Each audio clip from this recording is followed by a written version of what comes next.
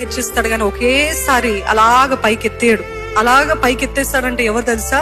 అపవాది. నువ్వు నాకు మ్రొక్కితే ఇవన్నీ నీకు ఇస్తానని చెప్పాడు. అవునా?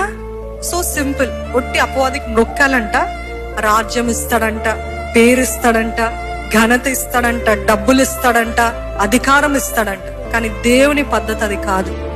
దేవుని ద్వారా హెచ్చించబడాలా?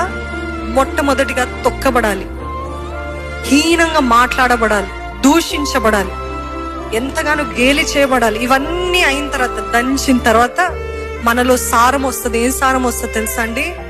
వినయం, సాత్వికం, దీర్ఘశాంతం, ఓర్పు, సహనం, ప్రేమ, నోరు అదుపులో పెట్టుకోవడము, సహించుకోవడము, గర్వాన్ని అణుచుకోవడము. ఇవన్నీ వచ్చిన తర్వాత అప్పుడు దేవుడు అంటాడు, yes you are the right candidate. అర్థమవుతుందా? అప్పుడు దేవుడు హెచ్చిస్తాడు.